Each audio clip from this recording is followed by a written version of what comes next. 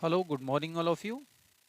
तो इस बार जो हमने यूनिट स्टार्ट की है, इस यूनिट को क्लास 11th में प्लांट फिजियोलॉजी के नाम से आप लोग जानते हैं।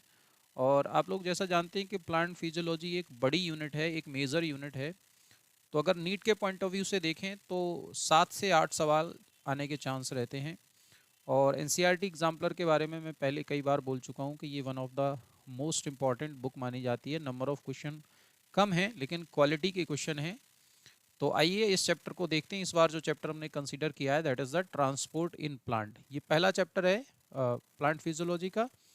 तो ट्रांसपोर्ट इन प्लांट के अंदर पहला क्वेश्चन आप लोगों के सामने इन्होंने लिखा है कि which of the following statement does not apply to reverse osmosis, है ना, जिसे आप आरओ, है ना, रिवर्स ऑस्मोसिस में कौन सा प्रिंसिपल है या कौन सी स्टेटमेंट है जो इसमें से लागू नहीं होता है।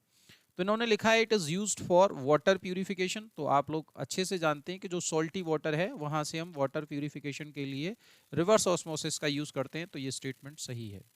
In this technique pressure greater than the osmotic pressure is applied. तो ये बात भी सही है क्योंकि ऑस्मोटिक प्रेशर से ज़्यादा प्रेशर आप लगाएंगे तभी मूवमेंट होगा। अगर आप समझना चाहें तो मैं इसे एक डायग्राम से ड्रॉ करके समझाना चाहता हूँ। जैसे सपोज दैट ये कोई कंपार्टमेंट है और यहाँ पर आपका ये मान लो सॉल्टी वाटर है जिसके अंदर जो है ज़्यादा मात्रा में सॉल्ट है। और ये आपकी लगी हुई है बीच में एसपीएम, जिसे आप सेमी परमेबल मेम्ब्रेन कह रहे हैं। तो अगर आप यहाँ पर एक्सेस प्रेशर लगाएंगे तो जो मूवमेंट है, और इधर मान लो ये आपका सॉल्वेंट है, तो जनरली क्या होता है कि सॉल्वेंट मूव होगा इस दिशा में, है ना, हायर वाटर पोटेंशियल से लोअर वाटर पोटेंशियल की तरफ।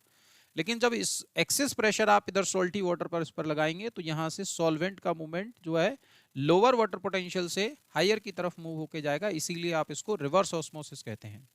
तो स्टेटमेंट सेकंड आपका बिल्कुल सही है। लिख रहे हैं it is a passive process, तो ये स्टेटमेंट गलत है ना, क्योंकि ये पैसिव नहीं हो सकती, क्योंकि आप इस पर एनर्जी खर्च कर रहे हैं, बाहर से प्रेशर अप्लाई कर रहे हैं, तो इसीलिए ये पैसिव नहीं हो सकती।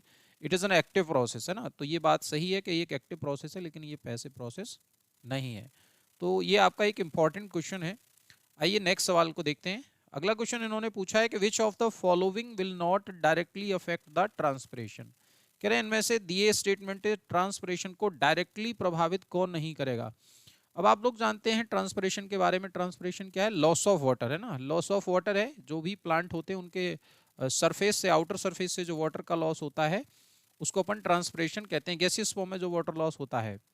अब इन्होंने लिखा है पहला टेम्परेचर, तो टेम्परेचर ट्रांसपिरेशन को डायरेक्टली प्रभावित करेगा। उसके बाद लाइट है, ये भी प्रभावित करेगी। विंड स्पीड, ये भी प्रभावित करेगी। अगला लिखा है क्लोरोफिल कंटेंट ऑफ लीफ। तो जो क्लोरोफिल की कंटेंट है ऑल्दोज ये भी अफेक्ट करती है रेट ऑफ ट्रांसपिरेशन को, लेकिन ये डायरेक्टली इन्वॉल्व नहीं है, इसीलिए आपका स्टेटमेंट डी सही हो जाएगा। नाउ नेक्स्ट क्वेश्चन लिख रहे हैं the lower surface of leaf will have more number of stomata. कह रहे हैं कि लीफ का जो लोअर सरफेस है उस पर नंबर ऑफ स्टोमेटा ज्यादा होते हैं। ये किस केस में होता है? तो ऐसा पाया जाता है डॉर्सी वेंट्रल लीफ में, है ना। डॉर्सी वेंट्रल लीफ में ज्यादातर आप लोग देखते हैं कि जो डाइकॉट प्लांट होते हैं, डाइकॉट प्लांट के अंदर ऐसा देखने को आपको मिलेगा। नाउ नेक्स्ट क्वेश्चन लिख रहे हैं the form of sugar transported through the phloem, यानी प्लांट के अंदर जो सुगर है वो किस फॉर्म में ट्रांसपोर्ट होती है फ्लोएम के द्वारा। तो आप लोग जानते हैं it is translocated in the form of sucrose, है ना, सुक्रोज की फॉर्म में ट्रांसपोर्ट होती है। Now next question the process of guttation take place. अब ये गटेशन क्या है तो आप लोगों को अच्छे से पता है कि गटेशन का मतलब है लॉस ऑफ वाटर, है ना। ये भी वाटर का ही लॉस है।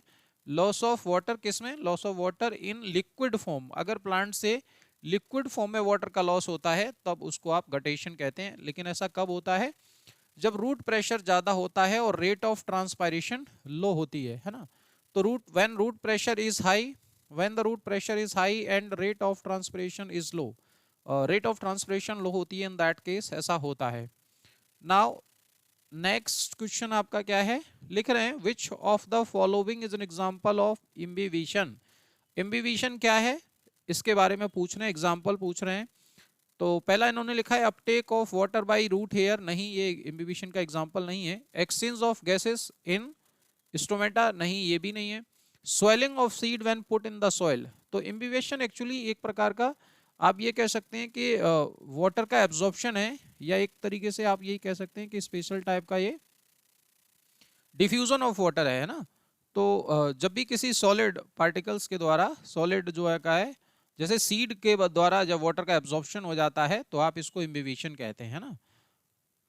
तो नेक्स्ट क्वेश्चन आपका, when A plant undergoes senescence the nutrient में बी, कह रहे हैं कि जब कोई भी प्लांट सेनेसेंस, और ये सेनेसेंस क्या है आप ये समझ सकते हैं एक तरीके से प्लांट जब डाई हो रहा होता है, सेनेसेंस का मतलब एजिंग हो रही होती है प्लांट की, जब डेथ हो रही होती है, तो कह रहा है कि न्यूट्रिएंट का क्या किया जाता है। तो आप लोग जानते हैं कि न्यूट्रिएंट जो भी हैं दे गेट ट्रांसलोकेटेड, यानी उनको ट्रांसलोकेट कर दिया जाता है ओल्डर पार्ट से ग्रोइंग एरियाज में, एक्टिवली डिवाइडिंग एरियाज में से भेज दिया जाता है। Now next, water potential of pure water at standard temperature, जो आपका वाटर पोटेंशियल है वो किसके बराबर है, it is equal to the zero, है ना। तो जो वाटर पोटेंशियल प्योर वाटर के बारे में हम जान रहे हैं, तो कह रहा है कि जो वाटर पोटेंशियल ऐसा माना जाता है, एज्यूम किया है, तो ये प्योर वाटर का वाटर पोटेंशियल क्या है, जीरो है। Now next, mycorrhiza is symbiotic association of fungus with root system which help in, तो माइकोराइजा का क्या काम है आप लोग जानते हैं कि एब्जॉर्प्शन ऑफ वाटर और मिनरल न्यूट्रिशन में ये मदद करता है। तो option number A and B both, इसीलिए आपका आंसर नंबर सी ठीक हो जाएगा। नाउ नेक्स्ट लिख रहे हैं, based on the figure given below which of the following statement is not correct, कौन सा स्टेटमेंट करेक्ट नहीं है। तो आप देख पा रहे हैं इसमें दो कंपार्टमेंट हैं ए और बी, तो आप देख रहे हैं कि यहाँ सॉल्यूट की मात्रा कम है, वाटर की मात्रा ज्यादा है, यानी ये हाई वाटर पोटेंशियल है ना, इसका पोटेंशियल ज्यादा है, इसका पोटेंशियल ज्यादा है, और इसका क्योंकि यहाँ सॉल्यूट ज्यादा मिला हुआ है तो इसका पोटेंशियल कम है। अब देखते हैं इस बात के आगे क्या क्या पूछ रहे हैं।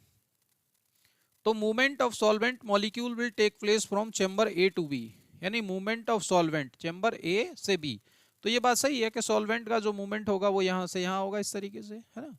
आगे देखते हैं अगला क्वेश्चन, ऑप्शन क्या लिखा है, movement of solute will take place from A to B, तो सॉल्यूट का मूवमेंट ए से बी, ये स्टेटमेंट गड़बड़ है, ये गलत है ना। मूवमेंट ए से बी नहीं होगा, सॉल्वेंट का मूवमेंट नहीं होगा।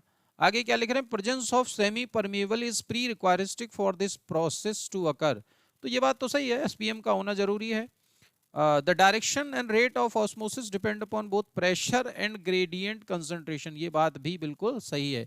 क्यों, क्योंकि अभी आपने देखा रिवर्स ऑस्मोसिस में मैंने इसी तरीके का डायग्राम ड्रॉ किया था, अगर आप यहाँ पर ज्यादा प्रेशर एक्सर्ट करने लगेंगे तो एक्सेस प्रेशर लगाने लगेंगे तो उसी को आप रिवर्स ऑस्मोसिस हो जाएगी और सॉल्वेंट का मूवमेंट अब इधर से इधर हो जाएगा।